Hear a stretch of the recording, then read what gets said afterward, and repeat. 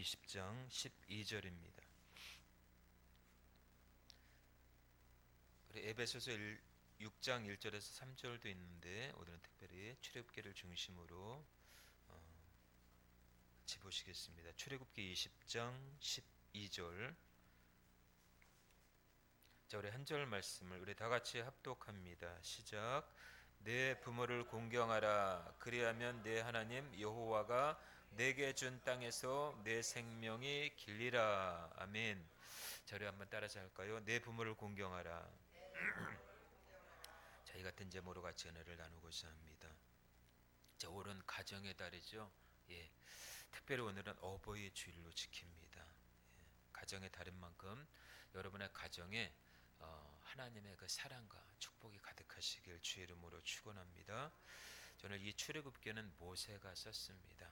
예, 본문 말씀의 배경과 그 당시에 사회적인 특성을 고려해 볼 때 오늘날 우리에게 주시는 이 출애굽기의 말씀은 굉장히 중요하다고 생각이 됩니다. 자, 이스라엘 백성들이 애굽에서 430년 동안 노예 생활을 하죠. 그리고 하나님의 전적인 은혜로 거기서 출애굽하게 됩니다. 출애굽하게 되는데 문제는 딱 하나가 있었어요. 몸은 애굽에서 나왔는데 아직도 생각과 가치관과 마음은 아직도 애굽의 근성을 가지고 있다라는 거예요. 예. 몸만 나오면 뭐예요? 예? 오늘날도 똑같다라는 거예요. 구원은 받았긴 받았는데 사는 건 여전히 세상 사람들과 똑같아요. 생각하는 것이나 말하는 것이나 이게 바로 그거랑 매한가지라는 거죠. 애굽에서 종살이 하면서 주의 은혜로 구원받고 탈출했지만은 자유인이 되었지만은 아직까지도 몸은 애굽에서 나왔을지라도 가치관과 삶의 방식은 여전히 애굽의 근성을 가지고 있다라는 거예요. 여러분, 애굽이라는 게 뭘까요? 애굽은 하나님 중심의 나라가 아니에요. 힘이 지배하는 나라, 인간 중심의 세계, 우상 중심의 문화가 바로 이 애굽입니다. 바로 오늘날 세상을 얘기해주고 있죠. 그런 환경 속에서 살다 보니까 이스라엘 백성들은 하나님이 원하시는 삶의 질서를 망각해버리고 맙니다. 자, 로마서 8장 13절은 이렇게 얘기하고 있습니다. 너희가 육신대로 살면 반드시 죽을 것이로되 영으로서 몸의 행실을 죽이면 살리라. 하나님은 그들을 단순히 구원만 하시는 것이 아니라 어떻게 살아야 하는지에 대한 기준을 주셨는데 그것이 바로 율법이라는 거예요. 율법. 그 핵심이 뭡니까? 율법의 핵심이 십계명이죠. 십계명은 두 부분으로 나눕니다. 하나님 사랑, 이웃 사랑. 첫 계명부터 4계명까지는 하나님과의 관계에 대해서 말씀해주고 있고 5계명에서 10계명까지는 이웃에 대해서 말씀해주고 있습니다. 자, 그런데 사람과의 관계를 시작하는 첫 번째 계명이 뭐예요? 5계명부터 10계명까지 이웃 간의 관계인데 사람과의 관계인데 그 첫 계명이 바로 내 부모를 공경하라입니다. 이것이 중요하다라는 거예요. 자, 그 뒤에 살인하지 말라, 도둑질하지 말라, 내 부모를 공경하라 라는 그 계명이 있는데 왜 유독 인간관계 속에서 5계명의 첫 계명을 왜 내 부모를 공경하라 이것을 왜 앞에 뒀을까요? 하나님이 보실 때 인간관계 출발점이 바로 가정에 있기 때문에 그래요. 가정. 그러면 가정이 무너지면요 다 무너져요. 그래서 우리 자녀들이 가정에서부터 교육을 받지 않냐면요 사회 나가서 범죄자가 되기 쉬워요. 요즘에 자녀들이 그냥 막 나가잖아요. 그렇죠? 부모를 부모로 대하지 않고요. 요즘에 뭐 10대, 20대들이 그냥 뭐 이렇게 거의 뭐 상상을 초월할 정도로 말투라던가 행동을 통해서 야, 이거는 정말 선을 넘었다라는 그런 생각을 많이 하게 됩니다. 가정 교육에서부터 잘못된 거예요.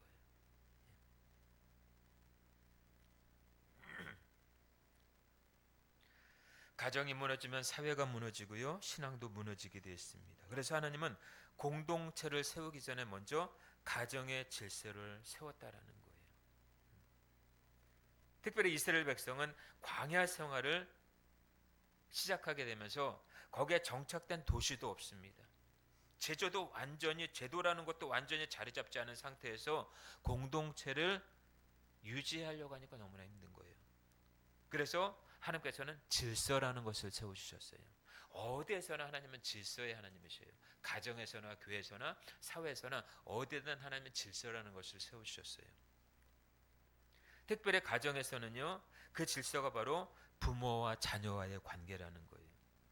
부모의 권위가 세워지지 않으면 자녀는 통제되지를 않습니다. 자녀가 통제되지 않으면 공동체 가정은 무너질 수밖에 없어요. 그래서 하나님은 가장 먼저 가정 안에 권위를 세우신 거예요. 권위. 또 한 가지 중요한 배경이 있습니다. 당시 고대 근동 사회에서는요, 부모를 공경하는 개념이 단순한 도덕이 아니라 생존과 직결된 문제였다라는 거예요. 그러니까 부모를 어떻게 공경하느냐에 따라서 먹고 사는 문제, 생존과 직결됐다라는 거예요. 부모가 늙어서 자녀가 돌보지 않으면 살 수 없는 구조가 바로 근동 사회였어요. 그래서 부모 공경은 단순한 예절이 아니라 책임이자 의무였다라는 거예요. 근데 하나님은 여기서 더 한 단계 나아가서 약속을 하나 하시죠. 무슨 약속을 하십니까? 그리하면 내 생명이 길리라.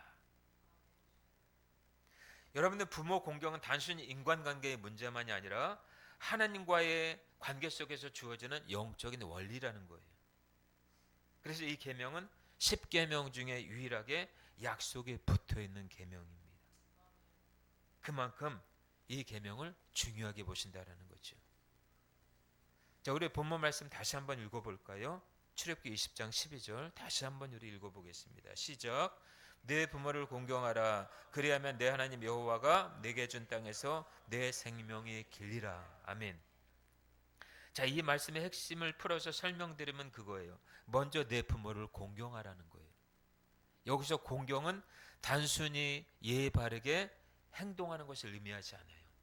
마음으로 존중하고 삶으로 존중하고 순종하고 책임을 다하는 것을 포함하고 있습니다.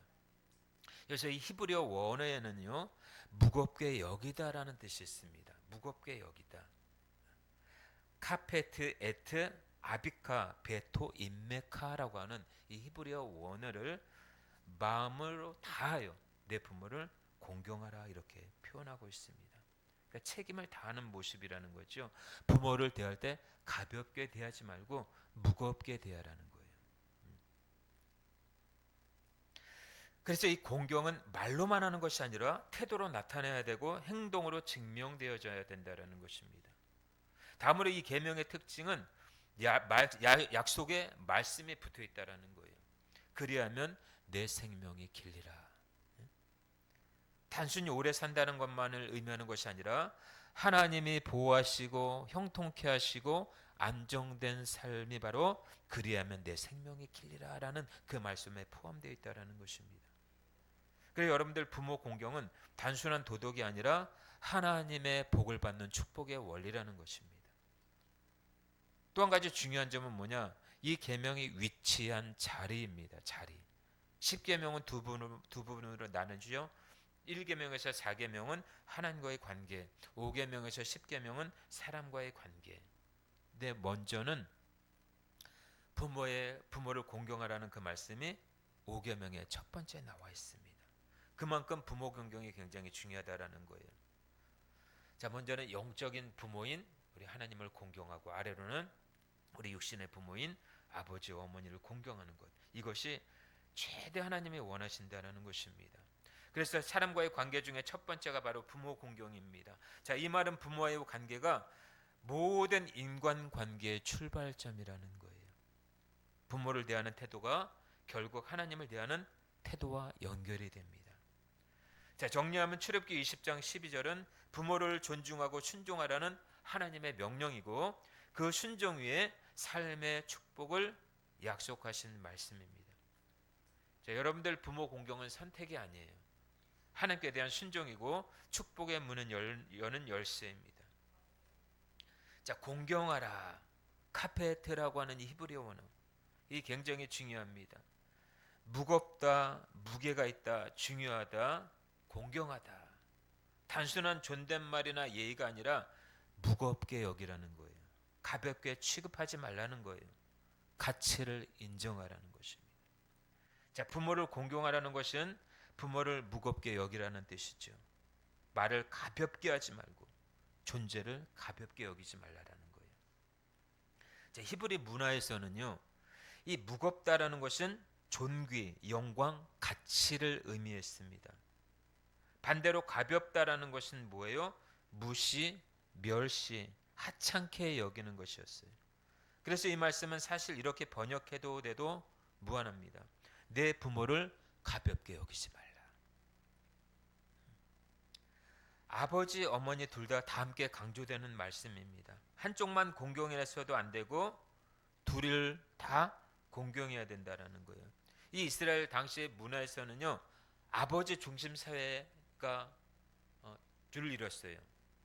두드러지게 나타났습니다. 어머니 중심 사회라기보다도 아버지 중심 사회이다 보니까 너무나 공평하지 않은 거예요. 그래서 어머니도 동일한 권위로 세우셨다라는 거죠. 자, 오늘 본 말씀에도 그리하면, 이 단어가 굉장히 중요합니다. 그리하면, 레만. 자, 무엇하기 위해서 목적 결과를 나타내주고 있죠. 조건이 아니라 하나님의 원리라는 거예요. 부모를 공경하면, 그리하면 이런 결과가 따라온다라는 거죠. 내 생명이 길리라. 안정되고 형통한 삶을 원하십니까? 안정되고 형통한 삶을 원하셔요? 내 부모를 공경하라 라고 하시는 하나님의 말씀을 받으시길 바랍니다. 자, 오늘 우리는 어버이 주일을 맞이해서 하나님께서 우리에게 주신 매우 중요한 말씀 앞에 서 있습니다. 내 부모를 공경하라. 그리하면 내 하나님 여호와가 내게 준 땅에서 내 생명이 길리라. 자, 이 말씀은 단순히 우리가 알고 있는 도덕적인 가르침이 아니라는 거예요. 이 말씀은 단순히 하나님께서 그냥 일방적으로 주신 말씀이라기보다도 이거는 명령이라는 거예요. 약속에 담겨 있다라는 거예요. 우리는 이 말씀을 너무 익숙하게 알고 있기 때문에 오히려 잊어버리고 살아갈 때가 너무나 많습니다. 오늘 이 시간 하나님께서 우리에게 이 말씀을 주시는 이유를 우리는 분명히 알아야 합니다. 무너진 가정을 다시 세우라는 거예요. 할렐루야. 예. 지금 우리가 살아가는 시대를 보면요, 겉으로는 풍요롭고 호화롭고 편리해요. 그런데 그 속을 이렇게 투시하고 들여다가다 보면은 가장 중요한 것이 무너지고 있습니다. 무너져 있는 것을 볼 수가 있어요. 무엇이 무너졌을까요? 가정이 무너진 것을 볼 수가 있어요. 우리가 사회를 이렇게 시대를 보면서 정말 왜 이렇게 세상은 악할까? 왜 세상이 이렇게 험할까? 그렇게만 우리가 바라볼 것이 아니라 가정이 무너졌구나라는 것을 우리가 알아야 돼요. 집은 더 좋아졌는데 관계는 더 멀어졌다라는 거예요. 부모와 자녀가 함께 있어도 마음은 함께하고 있지 않아요. 대화는 줄어들고요, 이해는 사라지고 서로를 향한 존중은 점점 더 희미해지고 있다는 거예요. 부모는 자녀를 이해하지 못하고 자녀는 부모를 존중하지 않습니다. 그리고 그 사이에는 점점 깊은 벽이 생겨나고 있어요. 요즘 자녀들의 모습을 보면요, 부모를 향한 태도가 너무나 가벼워졌음을 우리는 알 수 있습니다. 부모의 말을 들을 때 집중하지 않아요. 대답할 때 짜증이 섞여 있고요, 조금만 마음에 안 들면 감정적으로 반응합니다. 왜? 라고 하는, 이게 일상화가 되어버렸어요. 알았다고 라고 하는 말이 일상화가 되어버렸어요.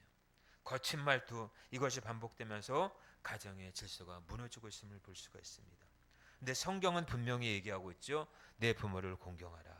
자, 이것은 선택이 아니고 하나님의 명령이라는 거예요. 이 계명이 왜 중요한지 우리는 구조적으로 이해할 필요가 있습니다. 자, 10계명은 두 부분으로 나눈다고 그랬죠. 하나님과의 관계, 그 다음에 사람과의 관계. 근데 사람과의 관계를 시작하면서 가장 먼저 주신 계명이 바로 부모 공경이라는 거예요. 이것은 하나님이 보실 때 인간관계 출발점이 부모라는 거예요. 부모라는 의미에서의 큽니다. 부모와의 관계가 무너지면 모든 것이 무너질 수밖에 없어요. 부모와의 관계가 완전히 무너지면 자녀가 무엇을 할 수 있겠습니까? 부모를 공경하지도 않는데 사회 나가 무엇을 인정받고 무엇을 할 수 있겠어요? 부모 공경은 단순한 윤리가 아니라 신앙의 기초라는 것입니다. 공경하다라는 말은 무겁게 여기다는 거예요. 부모를 가볍게 여기지 말라라는 것입니다. 그런데 오늘 시대는 정반대지요. 부모를 너무나 쉽게 대합니다. 말도 가볍고 태도도 가볍고 약속도 가볍습니다. 하나님은 말씀하셔요. 가볍게 여기지 말라. 무겁게 여기라는 거예요. 한 가지 실제 이야기를 나누고 싶습니다. 어느 학생이 있었어요. 집에서는 늘 부모에게 짜증을 냅니다. 부모의 말을 듣지 않아요. 친구들과는 웃고 떠드는데 집에만 들어오면 표정이 굳어지고 말이 짧아집니다. 그런데 어느 날 어머니가 병으로 갑자기 쓰러지게 되었어요. 병원에 누워있는 어머니를 보면서 그 학생은 처음으로 깨닫게 됩니다. 내가 엄마에게 한 말이 마지막 귀찮아였구나였다라는 것을 알게 되었어요. 그 순간 이 학생은 펑펑 울기 시작합니다. 엄마, 한 번만 더 나라고 한번 불러줘. 학생이 예언했습니다. 내가 다답 잘할게. 이제부터 내가 다답 잘할게. 근데 여러분들 인생에는 다시라는 기회가 항상 있는 게 아니에요. 또 한 가지 이야기를 나눕니다. 한 아버지가 계셨는데 평생을 힘들게 일하며 자녀를 키웠어요. 자녀에게 좋은 옷도 사주지 못하고 좋은 음식도 먹이지 못했는데 할 수 있는 한 최선을 다했습니다. 그런데 이 자녀는 아버지를 너무나 부끄럽게 여기는 거예요. 친구들 앞에서 아버지를 소개하지 않았고 아버지를 만나면 창피하다라는 그런 뜻으로 피하기 일쑤였습니다. 함께 있는 것을 피했어요. 세월이 흘렀습니다. 결국 아버지가 돌아가시고 그 자녀는 아버지의 낡은 지갑을 정리하다가 그 지갑 안에 적힌 종이 쪽지를 발견하게 됐습니다. 그 종이에 이런 문구가 적혀져 있는 거예요. 오늘도 우리 딸이 나를 부끄럽게 했네. 그래도 난 괜찮아. 나는 내 딸이 자랑스러워. 자, 이 글을 보는 순간 그 딸은 주저앉아 통곡했습니다. 이런 부모의 사랑은요, 우리가 생각하는 것보다 훨씬 깊고 훨씬 희생적이에요. 그러나 우리는 그 사랑을 너무 늦게 깨닫습니다. 왜 하나님이 이 계명의 약속을 붙이셨을까? 내 생명의 길이라. 이것은 단순히 오래 사는 것이 아니라는 거예요. 하나님이 보호하시고 인도하시고 삶을 형통하게 하시겠다라는 약속입니다. 그래서 부모 공경은 축복의 통로입니다. 반대로 부모를 가볍게 여기는 삶은 스스로 복의 문을 닫는 행위예요. 성경에도 부모 공경과 불순종의 결과는요 분명하게 나타나고 있죠. 다윗의 아들 압살롬을 보십시오. 다윗이 왕에서 물러나면은 자연히 아들 압살롬이 왕이 되는 것은 당연한 건데 그 왕이 되고자 하는 그 욕심으로 아버지 다윗을 죽이려고 하잖아요. 참 이게 다 아들한테 이 자녀한테 쫓겨 다닌다고 생각해 보세요. 이게 비참하죠, 부모 입장에서. 다윗이 바로 그런 상황이었다라는 거예요.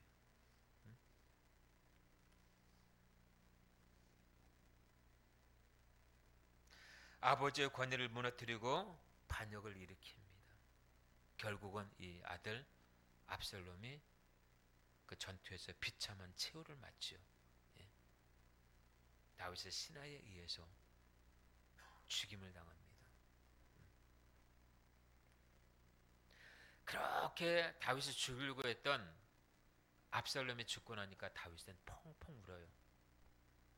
내 아들 압살롬아, 내 아들 압살롬아, 평평 울어요. 며칠 동안. 예. 그게 부모의 마음이에요.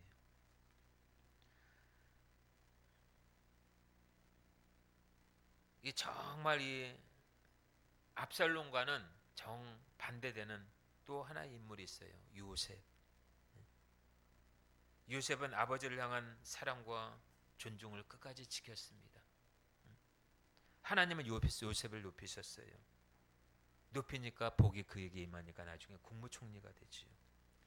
부모를 향한 태도가 인생의 방향을 결정짓는다라는 것을 도미를 통해서 우리가 보게 됩니다.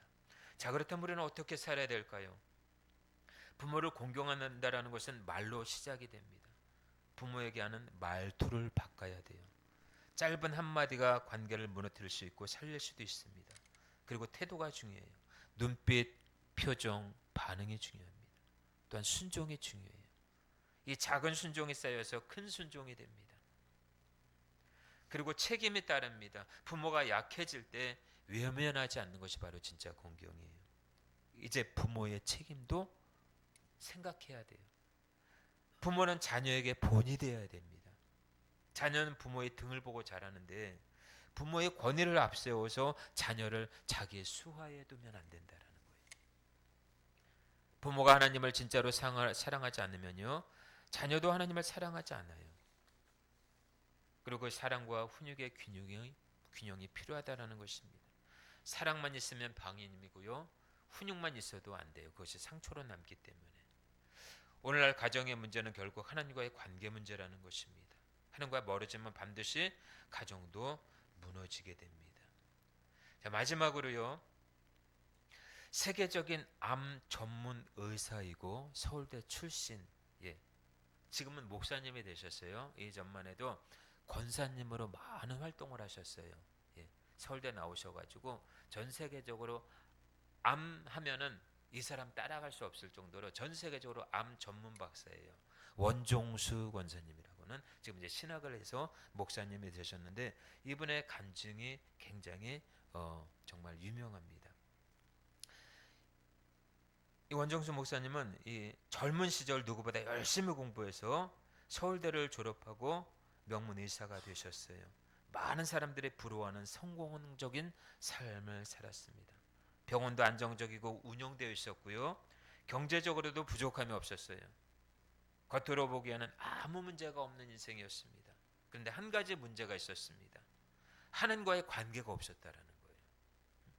부모를 향한 태도가 무너져 있었다라는 거죠. 그런데 이 원종수 목사님 이 어머니는 어렸을 때부터 항상 이 원종수 이 목사님에서 늘 기도가 빠지지 않았어요. 항상 먼저 항상 강조하는 것이 저거예요. 11조 항상 강조하고 주일 성수 강조하고 예수님을 잘 믿어야 네가 복을 받는다. 이거 외에는 없었어요.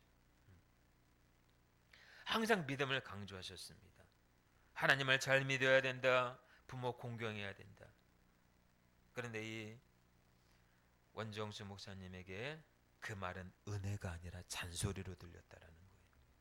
그래서 점점 부모와의 관계는 대화는 줄어들었고 말도 짧아지게 되고 태도도 거칠어졌다고 합니다. 어머니가 무슨 말을 하면은 알았다고요. 좀 가만히 계세요. 이런 말이 자연스럽게 나왔습니다. 자, 부모님을 공경한다라는 생각보다요, 내 인생은 내가 책임진다라는 생각이 더 컸어요. 이분에게는. 그런데 어느 날 이 원정수 목사님의 인생이 흔들리기 시작합니다. 건강에 갑자기 문제가 생겼어요. 마음이 무너지고 설명할 수 없는 그 공허함이 찾아왔어요. 겉으로는 성공했는데 속은 텅 비어 있는 상태예요. 그때 처음으로 생각이 들었다고 합니다. 지금 내가 뭘 붙잡고 살아가고 있지? 갑자기 자연스럽게 떠오른 사람이 있었습니다. 바로 부모님이었습니다. 오랜만에 그 부모님 집으로 행했습니다. 마음이 무겁고 발걸음이 떨어지지 않았습니다. 내가 그동안 어떻게 했는데 내가 무슨 얼굴로 어머니를 찾아뵐 수 있을까? 문 앞에 서서 한참을 서 있었습니다. 그리고 문을 두드렸어요. 문이 열리고 어머니가 나오셨습니다. 그런데 놀랍게도 어머니는 아무 말씀도 하지 않으셨습니다. 책망하지도 않으셨어요. 왜 이제 왔냐라고 묻지도 않으셨어요. 그저 아들만 바라보시다가 가만히 안아주시면서 한마디 하셨습니다. 왔어? 잘 왔다. 들어가자. 자, 이 의사의 마음이 무너지기 시작합니다. 그 자리에서 무릎을 꿇고 울기 시작했습니다. 어머니, 죄송해요. 내가 너무 잘못했습니다. 그동안 부모에게 했던 말들이 하나하나 떠오르기 시작했습니다. 짜증냈던 말, 무시했던 태도, 외면했던 그 순간들이 한꺼번에 필름처럼 지나가기 시작하면서 이 원종수 목사님의 눈에는 눈물이 맺히기 시작합니다. 그러면서 그는 이렇게 고백했다고 해요. 나는 부모를 이렇게 대했는데 부모는 나를 한 번도 버리지 않았구나. 그날 이분은 처음으로 진심으로 하나님 앞에 먼저 회개했다고 합니다. 하나님 앞에서도 울었고 부모 앞에서도 울었다고 해요. 그 이후에 이원정 목사님의 삶이 바뀌기 시작했습니다. 부모를 대하는 말이 바뀌고요. 태도가 바뀌고 마음이 바뀌기 시작했습니다. 그리고 놀라운 일이 일어나기 시작합니다. 무너졌던 마음이 회복되고 삶의 방향이 다시 잡히고 하나님과의 관계가 다시 시작이 됐다라는 거예요. 이 사람이 나중에 이렇게 고백을 했다고 합니다. 내 인생이 다시 살아난 것은 내가 잘해서가 아닙니다. 부모를 향한 태도가 바뀌니까 하나님의 길을 열어주셨습니다. 라고 이런 고백을 했다고 해요. 사랑하는 성도 여러분, 우리는 인생의 문제를 환경에서 찾으려고 합니다. 상황 때문이라고 말해요. 사람 때문이라고 말합니다. 그러나 하나님은 오늘 말씀하십니다. 내 부모를 공경하라. 혹시 지금 우리의 삶에 막혀 있습니까? 마음이 답답하십니까? 혹시 관계가 무너져 있다면 하나님은 가장 기본적인 자리로 돌아가라 말씀하십니다. 부모를 향한 태도입니다. 먼저는 위로는 하나님을 공경하고 아래로는 내 부모를 공경하는 것. 부모를 향해 마음을 여는 순간 하나님은 향할 길도 열 줄로 믿습니다. 예, 부모 앞에서 낮아지는 순간 하나님 앞에서도 낮아질 수밖에 없어요. 그리고 그때 하나님이 일하시는 것을 보게 될 것입니다. 부모 공경은 선택이 아닙니다. 하나님의 명령이에요. 그리고 축복의 통로입니다. 가정이 무너지면 교회도 무너집니다. 그러나 가정이 살아나면 모든 것이 회복이 됩니다. 오늘 이 말씀이 우리의 삶 가운데 실제가 되길 바라며 여러분 모든 가정이 하나님이 기뻐하시는 가정으로 세워주시길 우리 주 예수 그리스도 이름으로 축원합니다. 아멘. 우리 같이